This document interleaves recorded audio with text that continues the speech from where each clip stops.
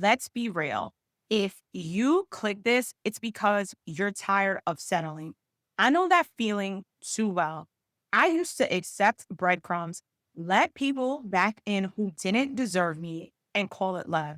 Today, I'm sharing with you 10 raw personal lessons that transformed me from that woman into someone who knows exactly what she deserves. Because becoming her isn't about becoming perfect, it's about becoming the woman who knows when to walk away, who holds her boundaries, who forgives herself for old choices, and who loves herself enough to say enough. If you want that too, stay with me because number 7 alone would have saved me years of pain. Hey, loves, I'm Carrie. Welcome to Empower Her Pages. This is where we talk honestly about healing, setting real boundaries, and choosing ourselves first. If you're ready to level up your life and stop repeating old patterns, I need you to hit subscribe. Let's jump in. So grab your coffee, no filters here. I'm engaged now, but these are the lessons that got me to a healthy, committed relationship. They're exactly what will help you become the version of you who refuses to settle for less. First, let's talk about mindset. I need you to shift your mindset because I used to think love would fix me. I let anyone in who gave me attention. I remember telling myself he was just busy when he would ghost me for days. The shift, becoming her means knowing your worth is non negotiable. I need you to ask yourself, what belief is keeping you stuck? Because understanding your mindset is crucial because it shapes every decision you make. By changing your limiting beliefs, you open yourself up to healthier relationships and new opportunities. 2, look at how you talk to yourself. My inner voice was cruel. I would beat myself up for letting people back in who didn't deserve access to me. Now, I forgive myself for those choices, including keeping doors open for exes who should have stayed gone. I remind myself I deserve better. Would you stay friends with someone who talked to you the way you talk to yourself? This is important because you can't expect respect from others if you're harsh with yourself. Self compassion builds confidence and sets the tone for how you let others treat you. And 3, manage your inner critic. My inner critic used to be the loudest in the room.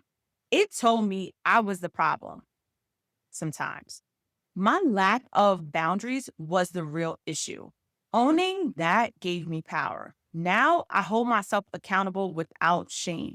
I work on managing my inner critic so it no longer is the loudest voice in the room. Learning to manage your inner critic helps you take responsibility without self blame. This creates a space for growth instead of staying stuck in cycles of shame or defensiveness. 4, set boundaries without guilt. I thought calling out bad behavior made me difficult. I remember saying yes when I wanted to say no just to keep the peace. Now, I'm not afraid to say that doesn't work for me and walk away from breadcrumbs because becoming hurt means no longer entertaining disrespect, even when it's dressed up as love. Boundaries protect your time, energy, and emotions. They teach people how to treat you and show that you value yourself enough to say no when needed. 5, start practicing true self respect. I used to let people have access that they didn't earn.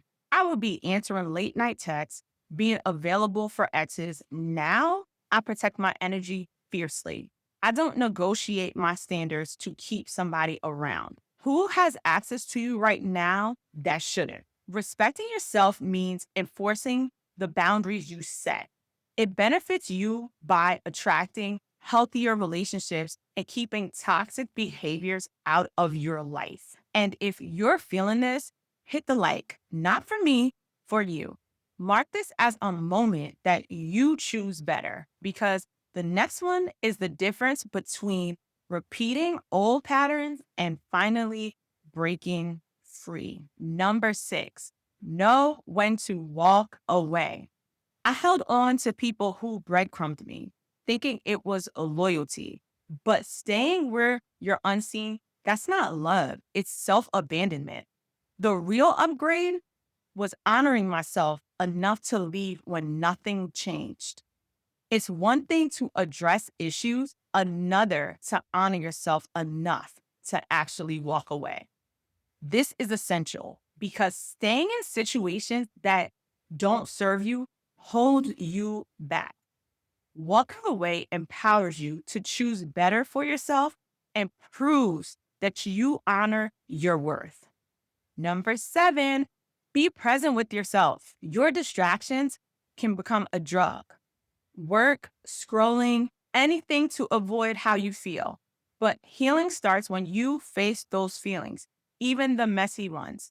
When was the last time you actually sat with your emotions? Being present helps you process emotion instead of avoiding them. This is important for real healing, and it prevents old patterns from repeating. Number eight, prioritize real self care. I treated self care like crisis management, waiting until I was falling apart to try to fix it. Now it's daily maintenance, saying no, resting before I'm exhausted, forgiving myself, because becoming her means taking care of yourself daily, not just when it's burning down, making self care a daily practice. This benefits you by helping you maintain balance and preventing burnout. It ensures you have the energy to show up as your best self consistently. Nine, let go of needing validation.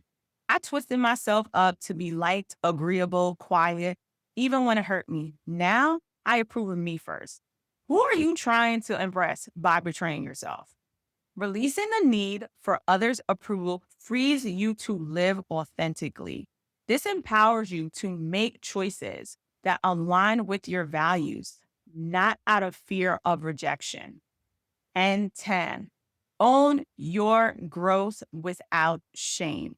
I used to downplay my healing so others wouldn't feel left behind or uncomfortable. Now I own it. I share the lessons, even the messy ones, because becoming her means knowing that growth isn't betrayal, it's an invitation. Your evolution isn't too much, it's exactly where you were meant to be. Owning your growth encourages you to celebrate your progress without an apology.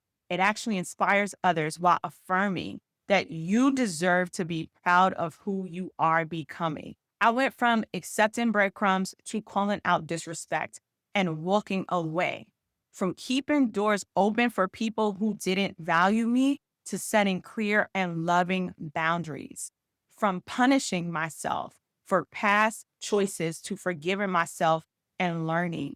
This is what becoming her looks like, especially now as someone building a healthy, committed relationship. If you're choosing yourself too, say it in the comments. I'm choosing me.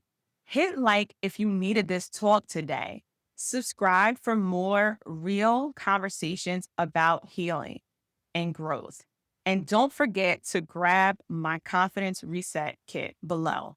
Thank you for being here. You deserve better. You deserve you. If you want to keep growing, I need you to check out my other video on setting boundaries and knowing your worth. It's a link below, and I will see you in the next one.